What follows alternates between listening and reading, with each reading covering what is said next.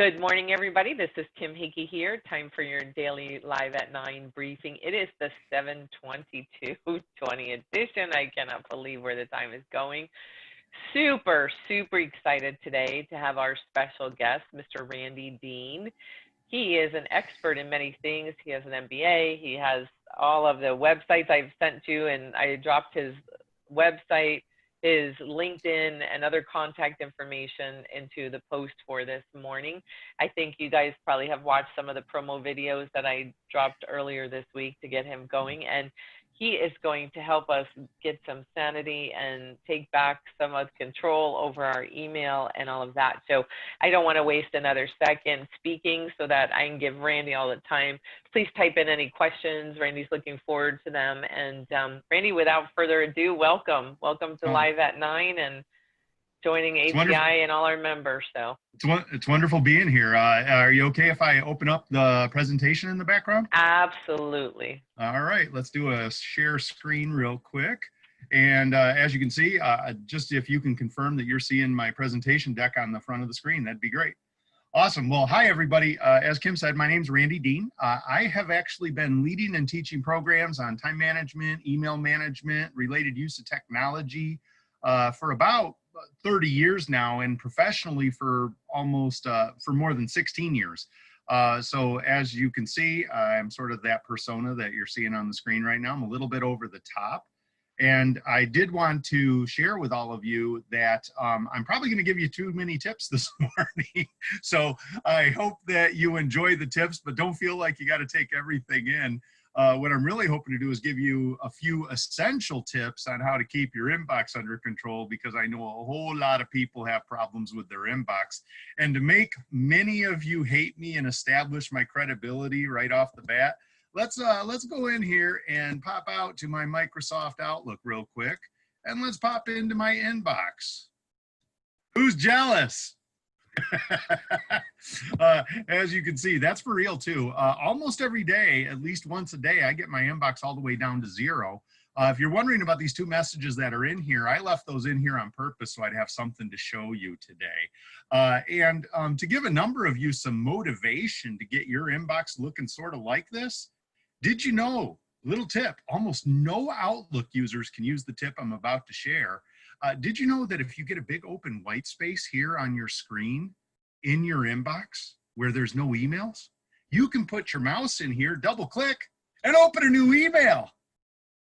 See why nobody can use that tip? Nobody has that white space in their inbox. Okay, that's funny, but I'm going to show you how you might be able to get there. And for you to know, you can see my Google account, Gmail, just as bad. So let's get in and talk about what's going on with your email here real quick. First thing I'd like to do is, by the way, little PowerPoint tip. Whoa, wait, we're going off script here. If you're in PowerPoint management mode, as you can see on the screen, where you sort of see your slide layouts and everything like that, did you know that you can quickly do a Shift Function F5 killer keystroke combo and jump right into presentation mode? So put that one down if you're doing presentations regularly, because that saves you from having to do all that mouse work. Now, what's sort of fun is when I do my live on stage programs, obviously haven't been doing that a little bit with the virus recently, but when I do my live on stage programs, I like to ask a question to the audience right here. And the question is real simple. How many hours per day does the average professional email user spend simply reading, responding to, and administering their emails? Kim, since you're right there, how many hours a day do you think that might be? 4. 4. Good answer. That's a pretty normal answer. Actually, the usual range I give for a lot of the audiences I speak to is somewhere between 3 and 6. I did have a woman in Orlando a few months ago answer, and I quote, 12. So some people are doing very heavy amounts of email. The actual average is a little bit more than 2 hours per day. And so when you think about it, the typical average person's doing anywhere from maybe 25 to 50% of a typical workday just working on their inbox. Sounds about right, right? But then here's the kicker. I do a following question. And here's the interesting question that I do following this. And I've been asking this question for more than 15 years now. How many of you prior to today's program have had a formal strategic level email management course? And for 15 years, I've been asking that question. Major conferences, events, workshops, company trainings, university sessions. Consistently, I'm getting about a 1 to 3% return.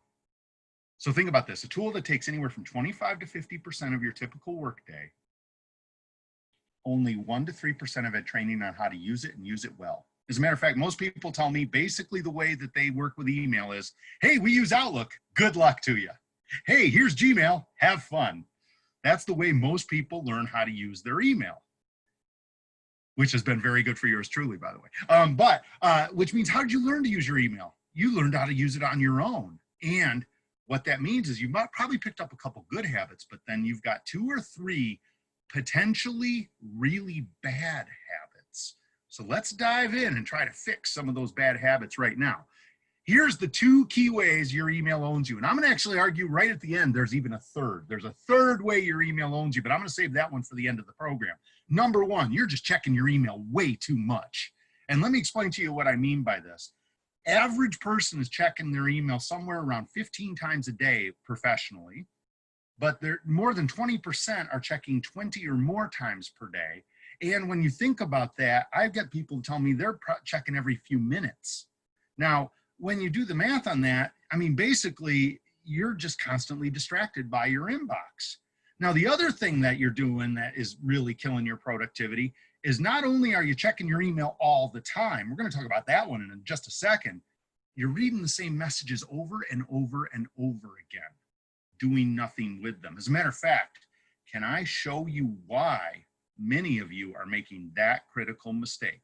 Let's do that right now. Let's pop back out. Let's go back into my Microsoft Outlook. Here's what I see people do with their typical average email. I'm gonna move our heads down here. And what I'm gonna do is this, take a look at this.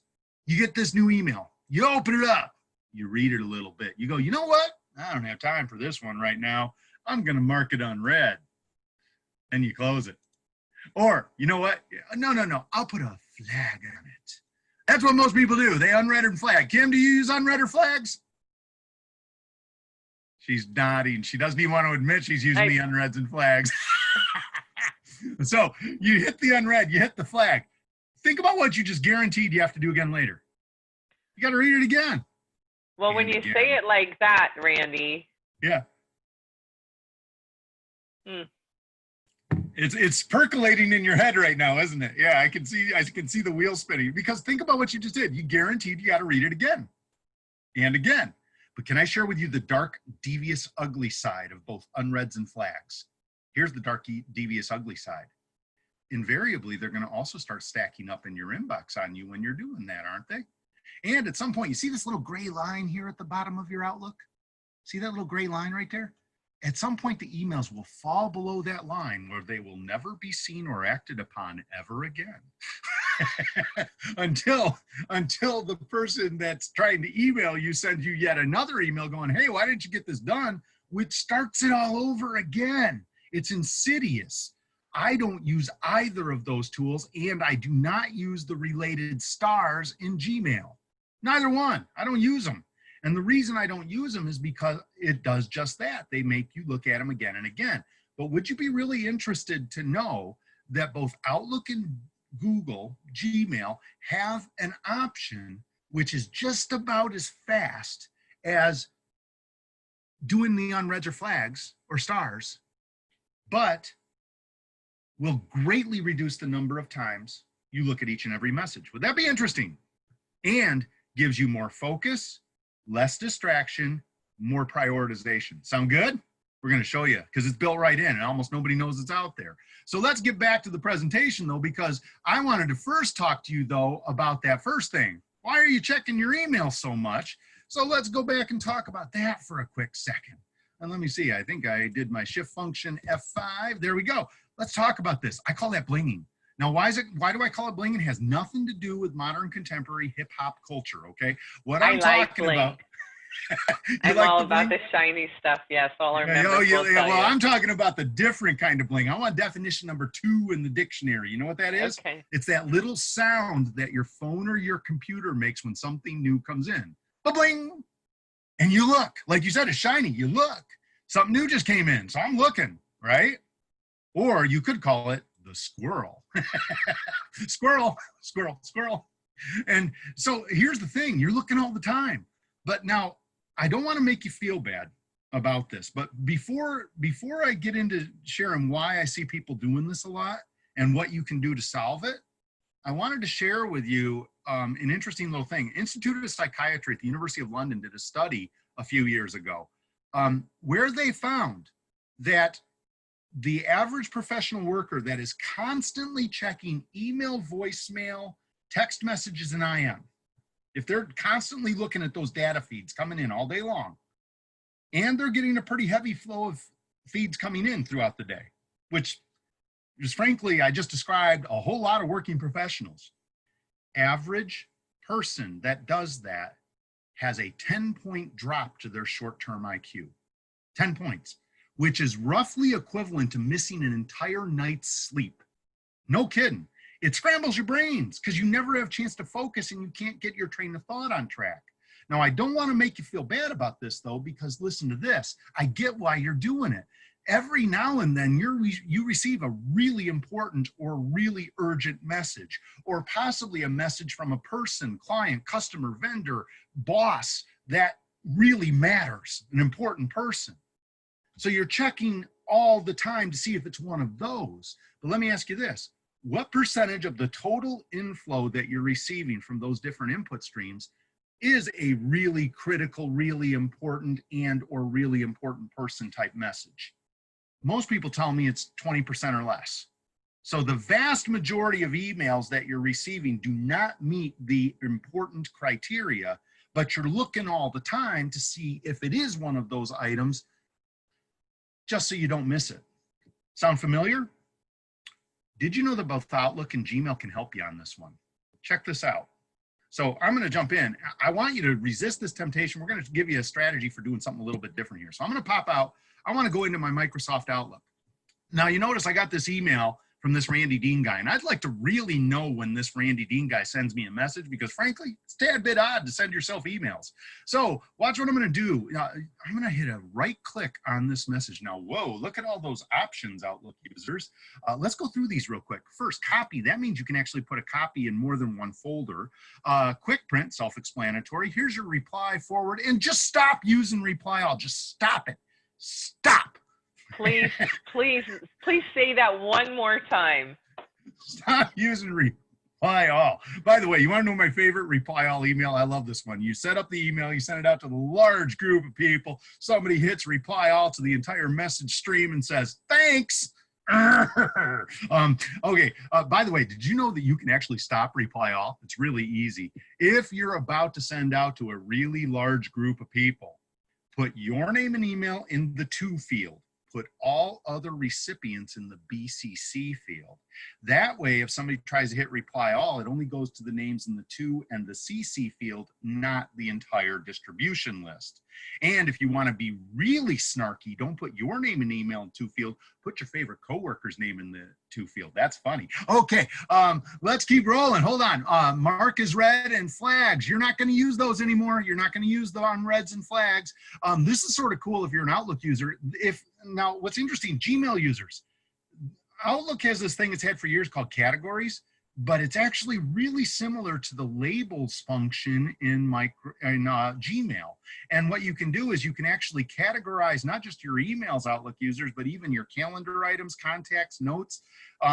So what you do is you just come down here to all categories. It brings up the list, and then wherever you have one of these color codes, and so instead of saying red, green, blue, you just click on the item, hit rename, and you can name it for your projects, clients, customers, vendors, coworkers. So you can add tags to your emails. It's pretty cool. We'll talk about that maybe when it comes to filing in a minute. Right click, let's take a look at this. Find related. Now check this out.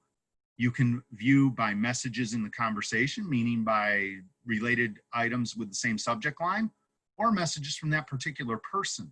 And it will search your Outlook's files to find all of these related messages. And if you put those categories on it, you can actually search by the category, which means by the label. I have a YouTube video about quick steps, which is very similar to rules, which is what I'm going to cover here in a minute. So I have a YouTube video about rules and quick steps. So you Outlook users can go check that out. But let's talk about this one down here called ignore. This is the bomb.com. Let me tell you what you use this one for. You ever get that message that says the following? Hey everybody, Betty's birthday today. Make sure you wish her a happy day. So you send your little note to Betty and say, Betty, hope you have the bestest of days. Eat some cake for me. And then you spend the rest of your day putting everyone else's reply to that same set of email into your trash can. No, after you send your reply to Betty, you go back to the original, right click, hit ignore. Now all following replies will go right into your trash can. Booyah, that's a time saver. But now let's talk about this. I want to reduce distraction. Right click, rules, create rule. This brings up your rule management tool in Microsoft Outlook. So that was a right click, rule, create rule. I want to know when this Randy Dean guy sends me a message. So I'm going to click on Randy Dean right here. And I'm going to set it up so that whenever I get a message from this Randy Dean guy, I get a pop-up on my screen. That's display new item alert. And I'm going to even play a different sound. Whoa, wait, what? Yeah, look, I can change the sound. Now here's the bling sound. Listen. Did you hear that, Kim? Did that come through? Oh, it didn't come through. It's the boom, boom, boom, boom, you know, the little Windows notifier sound. But check this out. You can go browse your computer.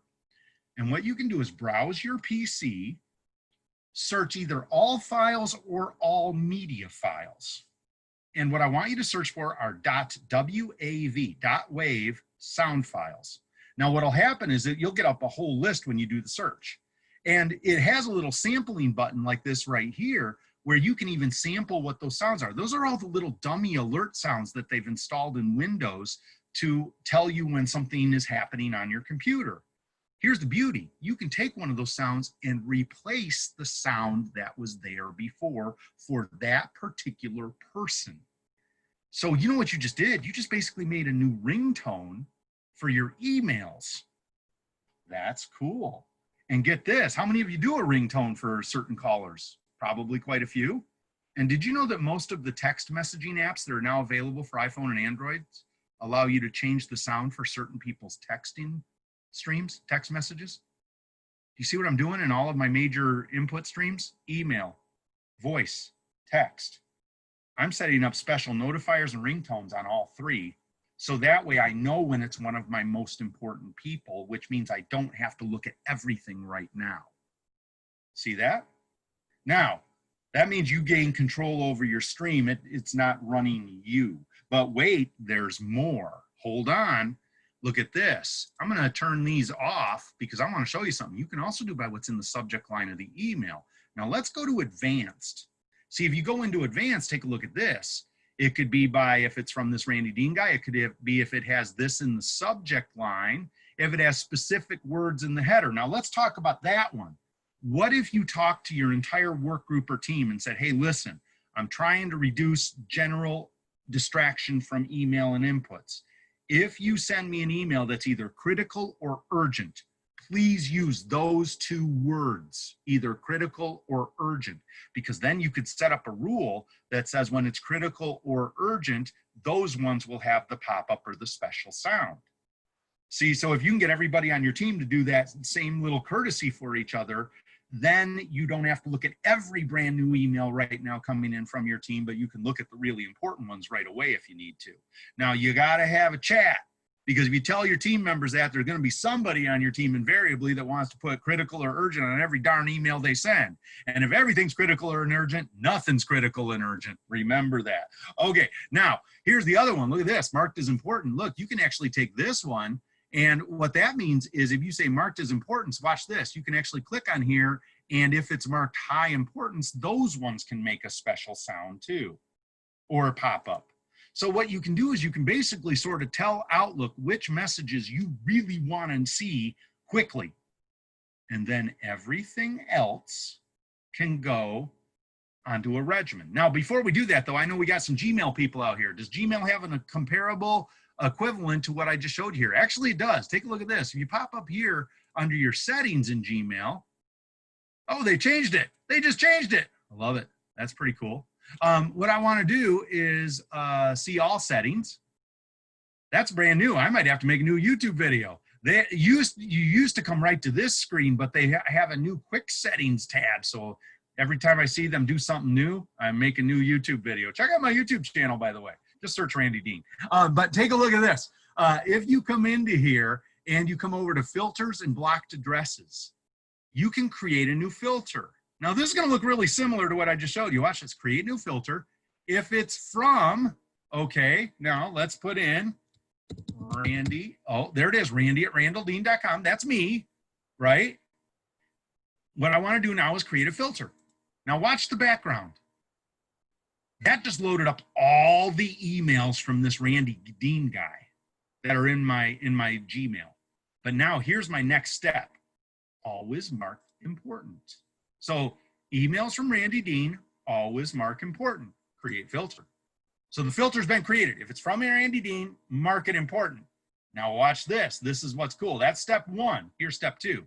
Go to the general tab in your settings. Page down to where it says desktop notifications. Important mail on. See what I just did? I'm telling Gmail who's important, and those emails will pop. Not everything, just the ones that are important. So I basically have a way to tell both Outlook and Gmail who my most important people are, which means I don't have to look at everything right now. Now, what am I going to do with everything else? Well, here's what I'm going to do with everything else. I'm going to follow the Taming email decision tree on a time-based regimen. Wait a minute, a what? Here's what I mean, time-based regimen.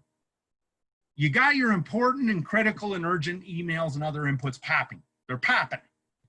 You don't have to look at everything right now because most of the stuff you're receiving isn't that critically important right now, right? So what I want you to do with everything else is get on some sort of a time-based regimen.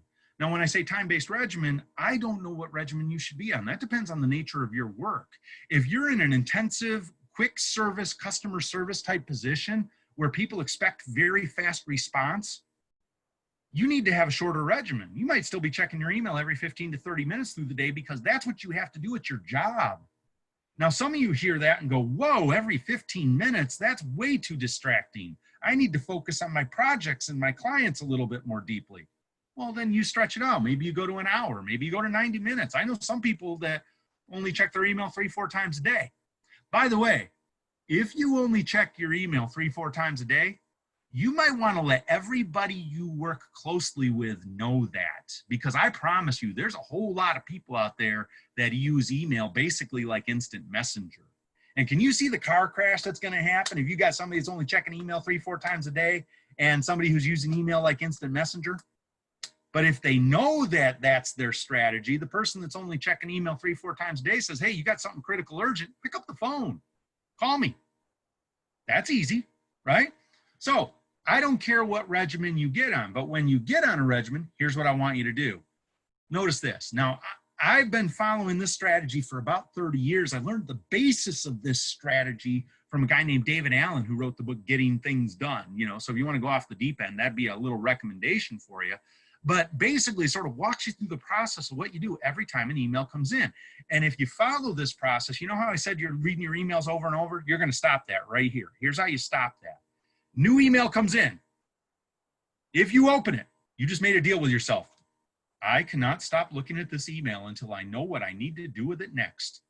You need to make a decision. So if you're taking notes, receive new email right over here. Decide. Make a decision. By the way, if you're too busy to be able to even open an email and make a decision, might I argue that maybe you're too busy to even be looking at your email right now? If the house is burning down around you, why are you checking your new messages? Now, I did have somebody say, hey, but Randy, what if I'm checking my message to see if it tells me how to put out the fire? Okay, I get that. You can check your email and other inputs when you're dealing with a crisis, but here's what I want you to do in crisis mode. It's not what you see on the screen.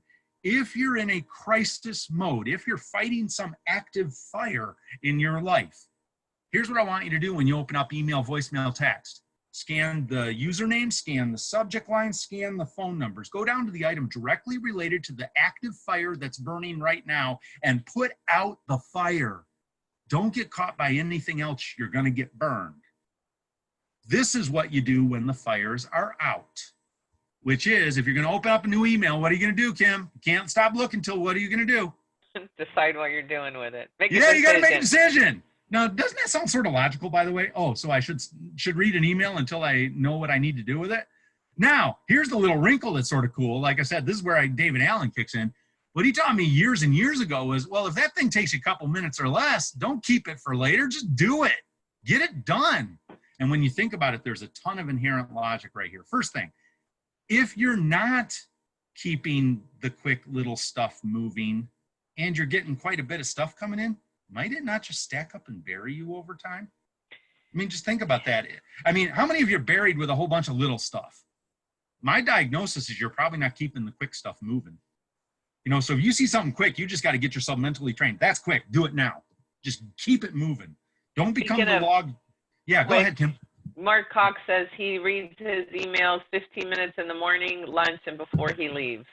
Ah, yeah, and that's fantastic. The only, like I said, the only advice I might give Mark is to make sure everyone on his team knows that. And the reason is because sometimes something really critical or urgent might come through, and that person might have to wait 2 or 3 hours for a reply.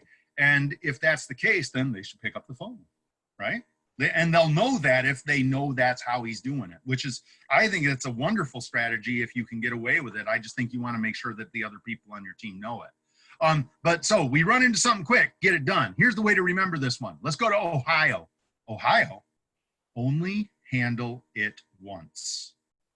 Don't keep quick stuff for later. And let's just think about this. Something takes you 30 seconds or less, a minute or less. By the time you've looked at it 3 times before doing it, you just doubled how long it takes. How many of you have the time to double your work? That's what you're doing when you're keeping quick little items for later. You're doubling your work. I'm pointing at you. That looks sort of cool. Okay, so little zoom effect there. Now watch this. What if it takes more than a couple minutes? Well, then it should probably go on to whatever task list you're using. Or maybe, write this down in your notes, or maybe your calendar. Now here's what's really cool. This is the kicker. This is the big tip. Kim, I showed you a little bit of this the other day when we were doing the prep test run. Here's where this thing all ties together, and this is the bomb. Okay, watch this. I'm going to jump out here. I'm going to go into my Outlook. I got this test email from this Randy Dean guy, but really my actual task for being here with Kim today on the program is to offer to everyone that's here today a whole series of little bonus productivity PDFs where I give additional tips on time management, email management, project and team management, smartphone and tablet usage. Many of those little 2 to 4 page PDF files even have link throughs to my YouTube channel where you can see a lot of the tips in today's program a second or third time. Sound pretty good? I'm going to get those to Kim so she can share them to everybody who's on today's program. Okay, so you can have make those sure that y'all email me, khickey@autotraining.net. Look at them adding to my emails to share Randy's.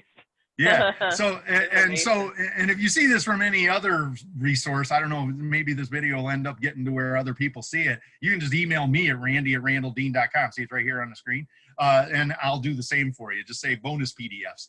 And here's the thing, though. That's my task. Notice the subject line does not match the task. Does the subject line of the email ever match the project, person, client, or task it's related to? Typically not. Can you do everybody? Commenting. Yeah, can you do everybody in your world a little bit of a favor here and try to make better subject lines? You know, tell them why they're getting it, what they're doing with it, when they need to respond, you know, what project it's related to, you know, things like that in the subject line can be really helpful. But now watch this. Watch what I'm going to do with this email. I'm going to left click on this email, Outlook users, hold the click, drag it down to tasks, drop it. That's a drag and drop in Microsoft Outlook, and it just popped open a new task window based off of the email. But now, watch this. I need to actually change what the subject line is. Send PDFs. Kim, look at that. Due date. I'll probably get it to you later this morning. Priority high, category. Oh, now watch this. Client prospect and marketing PR. How long did that take? I have to tell you that since you showed me this the other day, I've been using it and it's been a real game changer for me. Now, what's interesting is, now here's where there's a breakdown though sometimes.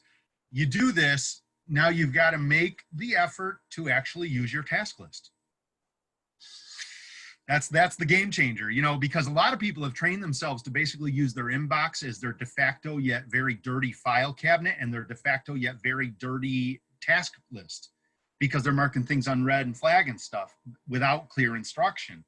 If you're doing this step, you got to be willing to actually go over to where it says tasks or the icon for tasks on your screen and look at your task list once your inbox is clear. That's how this whole thing works.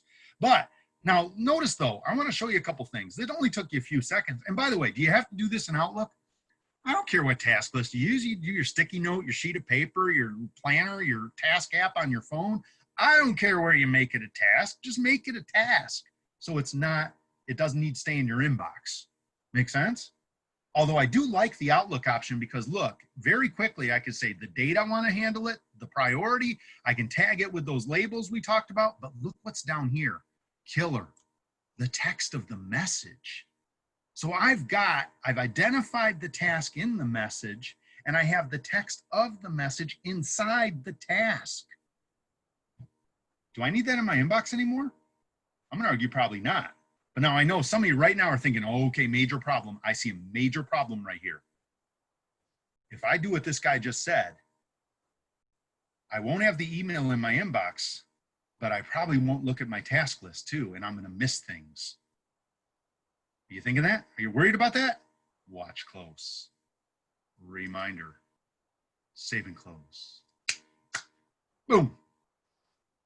If you don't trust yourself when you switch to this system, when you create those tasks, setting a reminder on the task for it to come find you when it's time for you to take that action. And that way you don't have to even remember to go look at your task list. Your task list will come find you. And then you can do what pretty much everybody in America does when one of these things pops up. Snooze, we'll see that one again in 5 minutes. But wait, there's more. Maybe I should block time on my calendar to send Kim those PDFs. Left click, hold the click, drag it down to calendar, drop it. That pops up a new calendar item window. Of course, I need to change the subject line once again. Send PDFs. Kim. Location. Home office, East Lansing, Michigan. Beautiful day today. Heard we're going to have some thunderstorms. And let's see, category, client prospect. How long did that take? Oh, wait, that's the same. But in what, 15 seconds, I made a calendar item? You know what, though? I might want to invite Kim and the other followers to this meeting I just created. Invite. Look at that. In like 20 seconds, I can take an item that was in my email, turn it into a calendar item on my calendar, which I can then immediately flip into a meeting request. Oh, but wait, there's more. Look at this. The text of the message, once again, is right down here in the bottom of the meeting invitation now. So I can put a cover note. Hey, everybody, look at this message we just got from our key client. We need to have a meeting about this later this afternoon. Cool. But wait, if you're using the Microsoft 365 conduit and you're sharing your calendars across, before you even hit send for the meeting later today, you can pop up here to scheduling assistant and start typing in their names and emails to see if they're even available at that time. Not bad. Now, I'm not going to actually put this on my calendar because it's already on my task list. That would be redundant, but I got one more for you. Let's not save the changes. I'd like to get this Randy Dean guy into my contact database. That way I'll never forget who I am. Left click, hold the click, drag it down to people, drop it. By the way, if you've got the icons on the screen in the corner, it works the same way. You can drag it to the icons, it'll still work. Take a look at this. That created a new contact item and it auto-populates both name and email. I don't even need to type those in. But if you take a look over here in the notes related to the contact, it's got the text of the message. And hey, let's check. Oh, cool, he's got a signature. Let me grab that job title right there, pick that and move it to job title. Let me grab that phone number right there, pick that up and move that to phone. And let me grab that mobile number right there and pick that up and move that to mobile. How long did that take? Did I type a letter? Did you notice I didn't even do a cut and paste right there? I just did what they call an end click, drag over and move. A what? Watch close. Click on the end of the item that you want to select, drag over until it's fully highlighted. Once it's fully highlighted, release the click, which allows you then pick it up and move it to where it belongs. It's called an end click, drag over and move. Now, once you master that little strategy, save you a couple seconds every time versus cut and paste or copy and paste. But did you know that that doesn't just work in Outlook? That works in the entire Microsoft Office suite, Word, Excel, PowerPoint. It even works in Gmail and Google Docs, no joke. So in any of those tools, you have a little piece of text or data in the wrong place in your document or file, simply highlight it, grab it, pick it up, move it. That'll save you a couple people on this call today, probably just got 2 or 3 extra days this year, right there, right there. That's 2-3 days. Now, let's see what happens when I hit save and close. Checks the database to make sure I'm not creating duplicates. That way I don't have to have duplicates in my database. So in this case, I already got what I need. I'm going to cancel out and close it. See why my Outlook inbox is so clear? Wait a minute, we got Gmail users on here. Let's go back to Gmail. Let's go back to my inbox. All right. So here we are in my inbox. Now I want to show you a little something, Gmail users. You may not have noticed this. Now, wait, let's look at Outlook real quick one more time. Email, calendar, contacts, tasks, notes. And by the way, if you're wondering how I got the words on the screen, this is super simple. Just click on these 3 dots down here, go to navigation options, turn on compact navigation, hit OK. And it'll switch it to the icons. Now, when I do my programs, I like to leave it on the words because it's a little easier for people to see what I'm doing. But that's how I did that. But email, calendar, contacts, tasks, notes. Remember that. Let's go to Google. Let's go to Gmail. Did you notice that they've added these little buttons on the side on your full Gmail screen when you're using the Chrome browser? So right here, Google Tasks. Right here, Google Keep, which is their equivalent to OneNote. And right here is the Google Calendar. And what's cool about the Google Calendar is if you click this, it'll bring up a little side window of your calendar for today. But then you can click this little widget right here to make it full screen, and you'll get a full screen view of your Google Calendar. Pretty cool? Now, here's the other thing. Wait a minute, it's missing one. Where's contacts? See this thing up here? I call it the Google Rubik because it looks a bit like a Rubik's Cube. Click this thing open, and right there's Google Contacts. And you can open up a full page contact management tool right in there. Pretty cool. So you've got access to all these things. Now watch this. So what we did earlier, let me just show you something. I like to leave the little task widget window with my task list over here in Google. And now watch, test email. Watch what I can do. I'm going to click on this email, hold the click. It works the same. And I just created a new task, right? Here it is. Now watch, I can come down here and edit just like I did before. Send Kim PDF. Due date. I'll add in the date and time of today. Okay. And then I can go back. And now it's going to edit and change that, and there it is right there. That's the same process. But wait, what if I want to add it to my calendar? Well, if you want to add it to your calendar. Now, let's try this. I keep trying this, wondering if they're going to activate it. It's still not working. Okay, never mind. I keep hoping that they're going to make drag and drop so you can drag into the calendar window over here, but it's not working yet. But watch this. It's real simple. Just open the message, and up at the top, 3 little dots. Click on this. I wish they put the word more, because I think a lot of people never even click on this because they don't know there's stuff in there. Just put the word more. Create event. And that will create a new Google Calendar item based off the email. Oh, and wait, there's one more for you. I'm going to switch to a different email because I know I'm already in my Google database. I got this one from a person that actually does local aeration of your lawns. And watch this. I'm going to just put my mouse over the person's name and leave it there for a second. Add to contacts. So as you can see, Google users, you can very quickly and easily convert your emails to task, calendar, and contacts too. And that's why my inbox in both places is so clean. See, my inbox in both Outlook and Gmail is clean because I want you to think this through. I've got alerts and alarms set up for really important messages, really important people. I can look at those ones right away if I need to. I do a regimen for everything else. You know, for me, I'd say a typical day, maybe every hour to 90 minutes, I check my inbox because I do have a customer service component to the business I'm running, doing these programs for people. When I do that customer service, regimen, I'm doing this thing, which means if I look at an email, I got to make a decision. If it's quick, I'm going to handle it right now.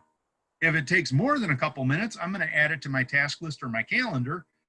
And then here's the piece where it all finally ties together. And once I've either got it done or got it on my task list or got it on my calendar, it's not staying in my inbox anymore then. It's going to either get filed into an appropriate subfolder or archive location, or it's going to be deleted. Now, if you're a Gmail user, what you might do there is label it and then archive it. Then it leaves the inbox. Why is it critical to get these messages out of the inbox once you either have it done or on your task list or on your calendar? Because if you leave it in your inbox once you've got it done or on your task list or your calendar, you're probably going to read it again later when you don't even need to because you can't remember if you got it done or not. And that is a pure form waste of time. Now, you're probably saying, well, how do I structure my files and folders? I don't have enough time to do that on this short call today, but I want to tell you, I made 3 new YouTube videos a while ago, and I want you to listen to this because this might solve some of your problems. Video number 1, how do I set up my folders? Do I make a whole series of complicated folders and drop down folders and folders inside of folders for every project and client and customer and vendor and coworker? Well, yeah, you could do that. Or do I make a really simple structure, just a couple folders, maybe even just one folder, done for now? You could do that. Think about that. Think about this. You could put every email into a single folder called done for now. But if it's been labeled, then you can search by label and you don't need folders. I talk about both options in that video, and you can figure out where your best strategy is. I imagine most people are going to do a bit of a hybrid where they have their most important projects, clients, folders, and then everything else goes into sort of a general folder with labels so you can search. Cool. Video number 2. How do I clean up my really messy email inbox so I don't have to spend weeks cleaning up my really messy email inbox? And I talk about ways to really speed that process up so it doesn't take a ton of time. And hey, if you got a messy office, I have a related video on how to clean up the mess of your stacks, piles, and clutter in your office using the same basic strategy. So let's get rid of your junk. Hoarders beware. so if any of those hit your sort of problem spots, go check out those videos. And I'd recommend subscribing because I'm actually going to be posting a new video because what's interesting, Microsoft Outlook just moved search. Search used to be right here. They moved it up here. And I'm going to make a new video about the changes to search. And as you can see, when I did Google earlier, that's brand new too. So I got to build a video about this for my Gmail users. Actually, I'm sort of happy that they keep changing things because that means I can make more videos, which is fun. So let's get back to this though. So that's why my inbox is so clean. I'm just doing this all day long. And no, you're probably saying, well, wait, what are you doing in between? I'm getting stuff done. I'm working on stuff. You know, if I'm not dealing with a critical urgent message and I've done my email processing strategy on my regimen, in between, if I don't have a meeting, I'm working on stuff. I'm working on my task list. See how that works? Work on your task list if there's nothing on your calendar until it's time to go to your next meeting or answer your emails again. It's pretty easy. What do you think about that, Kim? Does that sound You just logical? make it sound so simple. Now, it is simple, but it isn't necessarily easy at the start. This is a skill. This is a new strategy. This is a new habit. It's a new behavior, and you got to really work to train yourself. It's really easy to fall back into the old habit of marking them unread, flagging them, keeping them for later, leaving them stacked up in your inbox, all those kinds of things. But here's the thing that I want you to think about. Oh, sorry, my calendar is going crazy. Here's the kind of thing that I want you to think about. If you can go from the average person, which looks at each and every email 3 to 7 times, that's the statistic. The average person looks at each and every email they receive 3 to 7 times before either taking an action or adding it on their calendar or task list. 3 to 7 times each and every email. Think about how much time you would save over a year if you went from 3 to 7, which is average, down to once, maybe twice max. How much time would that give you back? That's what I'm trying to teach people to do here, is to follow a sensible strategy. And it's pretty remarkable because we work with our technicians at our shops and our shop owners on productivity, you know, for outside the shop, inside the shop, all of it. But you know, to really break down, as you just gave that example of how many minutes for each email, how many emails you get a day. I mean, So often when we have our weekly calls with our shop owners, they didn't complete a task or they didn't do an action item because they were too busy. And holy cow, you gave us so much time back here already that it's pretty incredible. Now, I will tell you, you could take the same basic system that's right here, and you could use the apps on your phone. If you're doing most of your email on your phone and not on your computer, you could still follow the same process. You have your email app, you have a task app, you have access to your calendar. You could still do that, and you could maybe use a little copy and paste function to copy the necessary information out of your email into your task app or into your calendar item. And the apps for both Outlook and the Google Suite for iPhone and Android are solid. So, you don't necessarily have to be doing this on a computer to be able to do it. You can still do this from your phone. And what's interesting is, let's say you're sort of moving back and forth. You mentioned shop owners. I can see a lot of people like that are spending some time in their computer, but then a lot of time out on the shop floor. If you're dealing with that, then what you could do is, if you've got the related apps from either Microsoft 365 or the Google Suite on your phone, those apps sync beautifully with Outlook or the Google Suite I showed you on Chrome here. So you can set it up so that you're basically able to follow this strategy regardless of whether a computer is in front of you or not. It's pretty cool. Yeah. So I have a question for you. Yeah. Is there an easy way to set up a group if you have a bunch, like an email with a bunch of people in there? I actually, like 7 or 8 years ago, I made a video about setting up group distribution lists. It is pretty easy. I need to redo the video. So I'm going to do that because they changed the location of how to do it. And I noticed that just recently. So you know what I'm going to do right now? Watch this, everybody. I'm going to go into Outlook. I'm going to go into my task list, and I'm going to create a new task. Create group distribution list video. I'm going to make a video for both, and I'll put something together. I'll try to actually maybe work on that later this week. Priority high, category YouTube. There we go. So I'm going to build a new tutorial tip. So those of you that are interested in that option, take a look, because like I said, I have one out there, but it's several years old, and I think they've changed how you do it in terms of location and strategy. And this is a pretty common question. I do have one more thing, though, I want to share that I can show you right now. Notice this little box, 3 minutes or less. Wait a minute, before I forget.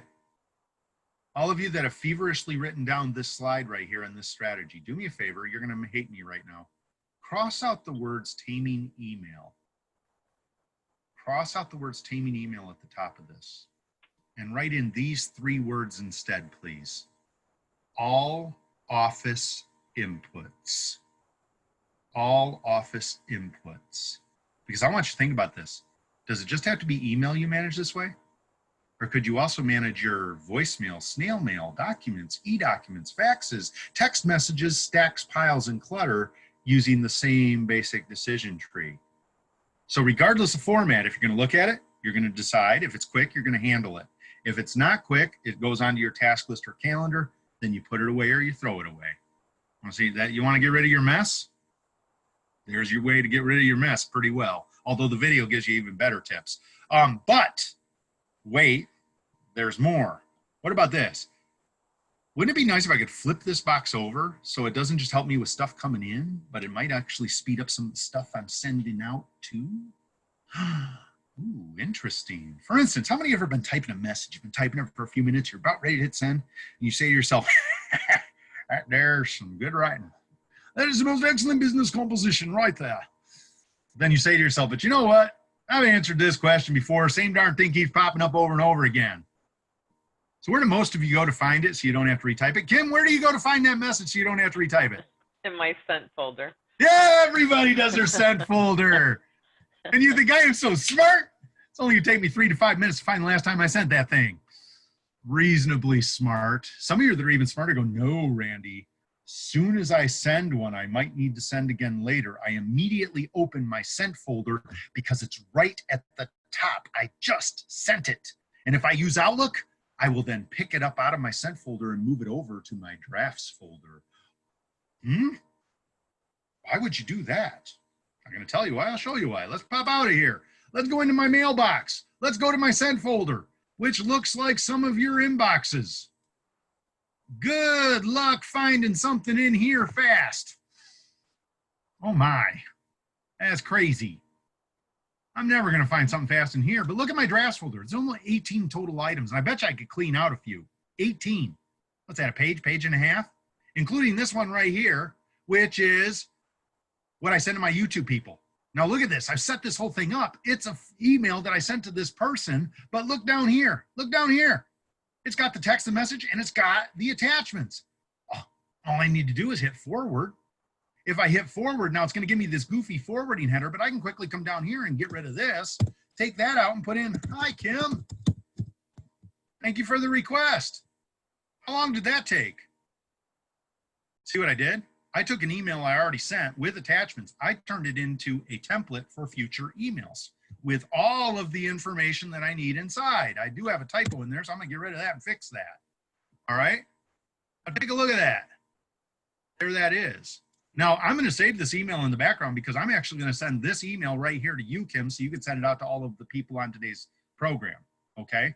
So this email has those attachments that I was talking about right here. Here's my bonus productivity PDFs. So when we get done with the session, I will actually forward this on to you. But I want you to think about this. I sent this message before. It had the information I needed. I sent it, and then I moved it into my drafts folder, because in my drafts folder, I can find it much faster than I can find it in my sent folder. And it keeps all of the attachments. So I don't have to go find the attachments every time.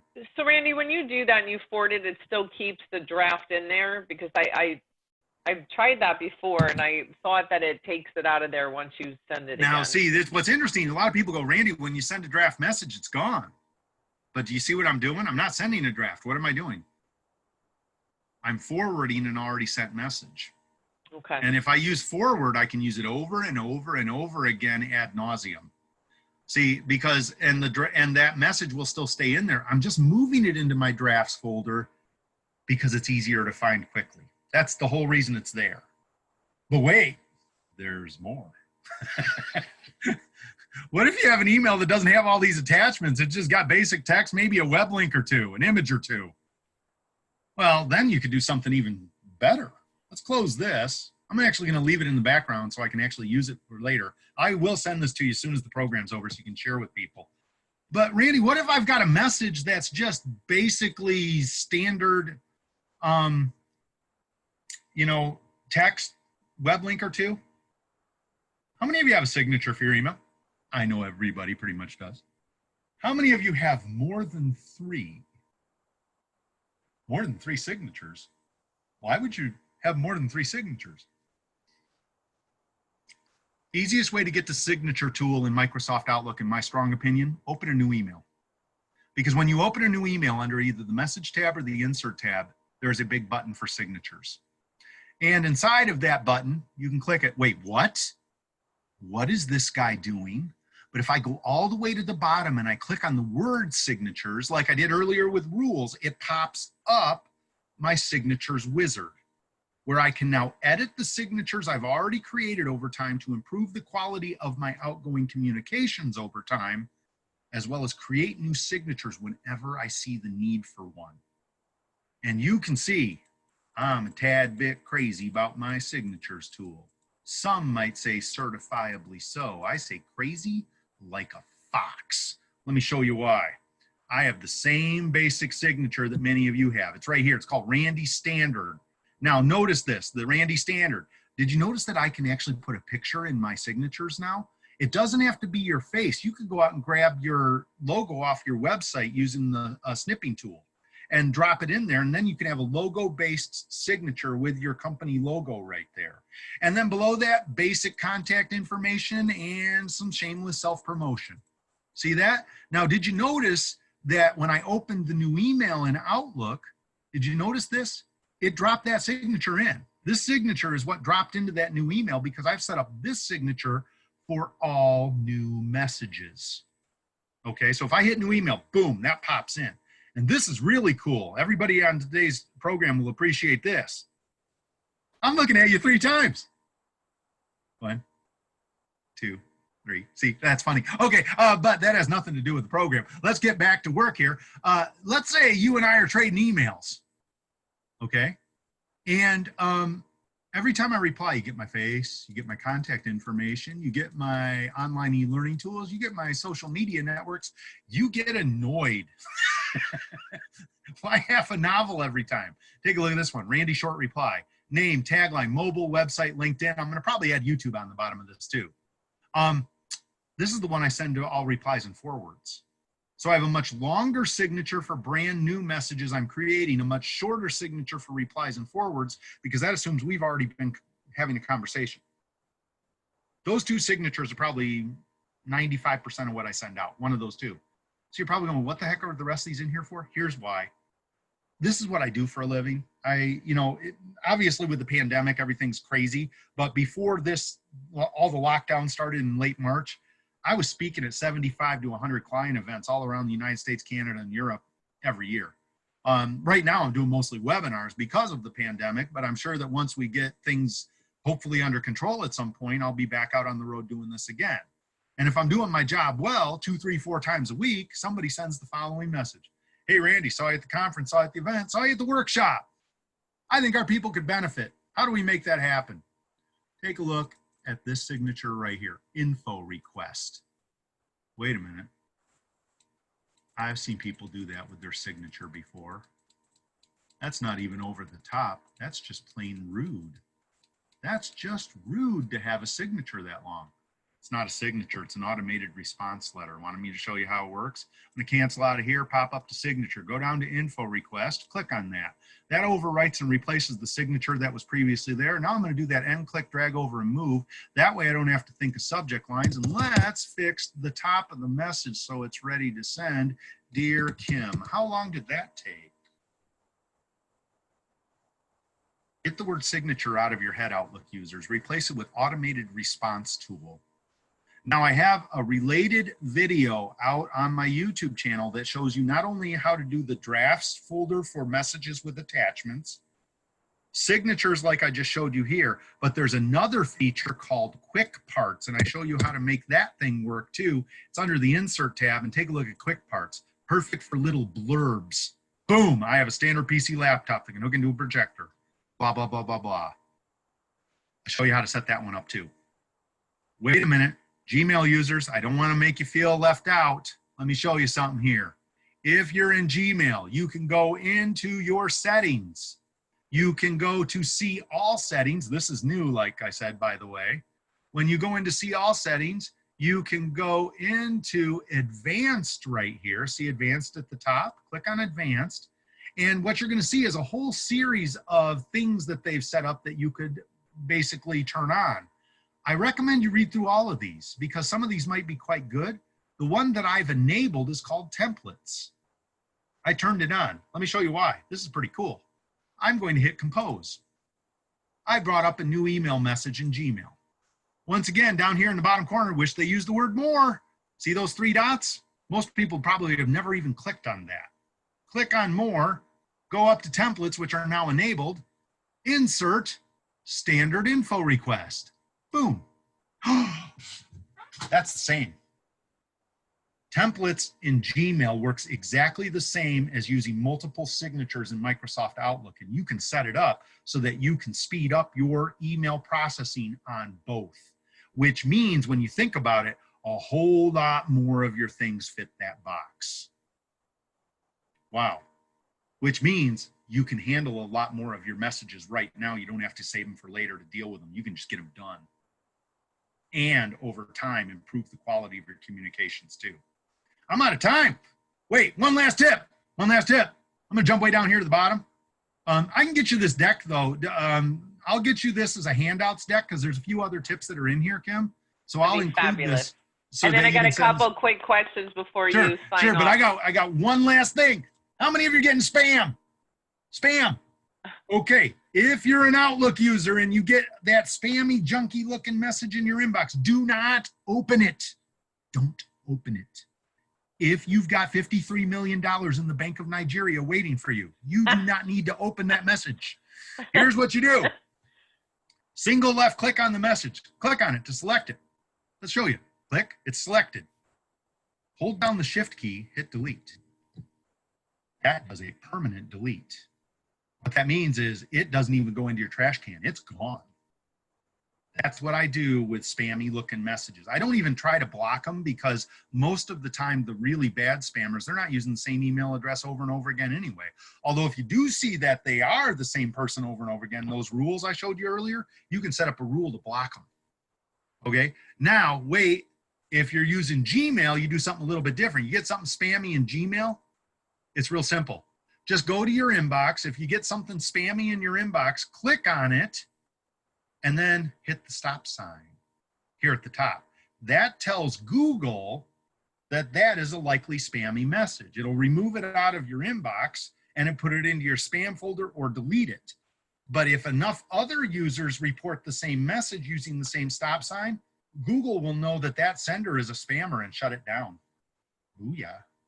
All right, so I'm out of time now. Let's go to those questions. And then what I'm going to do is put up my contact information here in the background if any of you want to get in touch with me. Like I said, if you want to get those bonus PDFs, I'll send them to Kim for everybody who's on the call so she can send that out today. But for those of you that want, you can actually get this information. I'll make that a little bit bigger for you. Well, you know, in the interest of me being more productive and having time to process my emails, I'm okay if they want to just email you directly and ask for the bonus stuff. And bonus PDFs. All right. Okay. Yeah, you can do that. Bonus PDFs to randy@randalldean.com, and I'll get you that information. And you can learn a little bit more about some of the other programs that I lead too. Let's get to those questions, Kim.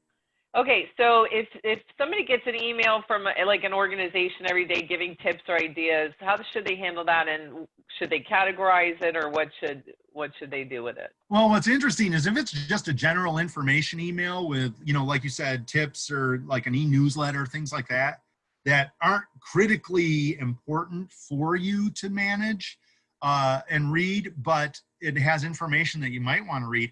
One of the things you can do in rules in Outlook is actually set it up so that it'll auto file into a folder. So the email comes in, it doesn't even come into your inbox, it automatically files into your e-newsletter folder. So you can put an email, a folder that says to read or something, and just have you could do like a generic to read, or you could even do something specific for that particular e-newsletter or email feed, and you could just have them automatically go right into that folder.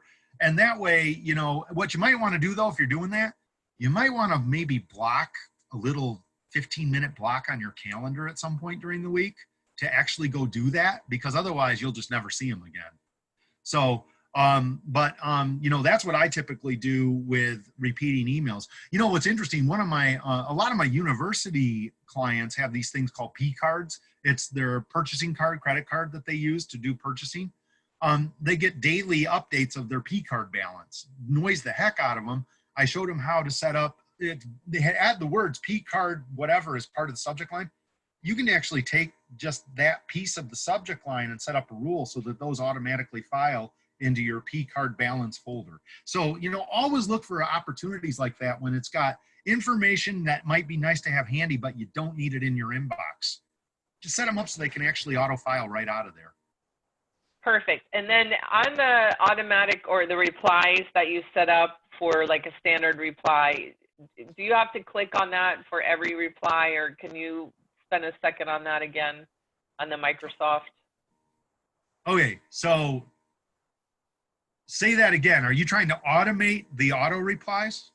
Yeah. Is that what you just said? So, yeah, do you have to click on it every time, or how did you pick which one that it knew which one to auto reply again? Oh, yeah, you do it every time. So basically, like I said, I've got a whole series. Let's make a new email. I've got a whole series of signatures, but I know what each one of these is for.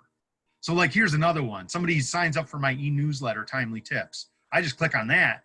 And okay. Hi, name, I have you down for this issue. Did you get the issue that just went out? Here's the link.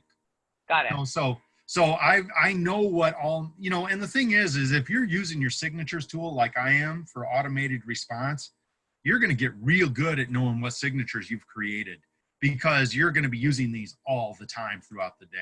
It's okay, just, perfect. it's like, you know, it'll become second nature to you.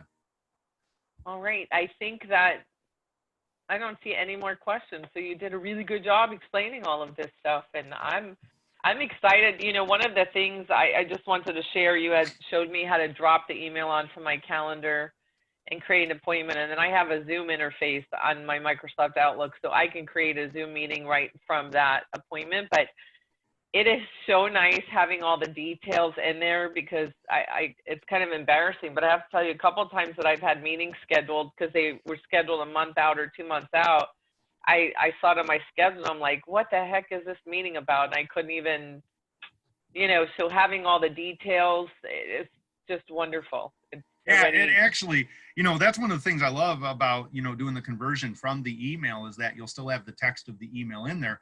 But, I guess one little final tip is, when you're booking a calendar event for the future, that maybe was based off of a conversation, you could just open up a blank calendar event while you're having that conversation and take notes. You could take notes in the notes field of the calendar event that's just sitting on your screen while great you're tip. having that phone call. So that way, when it's over and you need to book the next meeting, you've got the notes from your previous phone call or meeting right there. Idea. Great tip. Love it. Well, thank you so much, Jeff and Cheryl Furrows. That's great information. Thank you. And everybody else just says thank you and good morning and all that good stuff. So thank you for sharing your time with us today. This is just fantastic. And I can speak for myself. I really needed it, and the things you showed me the other day. So everybody have a wonderful day. Be safe out there. Make good choices. And tomorrow, we're going to continue on with some time management things with Coach Rick Johnson and Tom Ringel. They're going to talk to you about some time management tomorrow. And then Leanne will be back on Friday to continue her leadership series and about accountability and all of that. So thank you again so much, Randy. Don't forget to email Randy for the bonus information. And Randy, I'll look for your email so that I have it too. And then I can attach this PowerPoint to when we upload it. So thank you so much for joining us. Bye, everybody.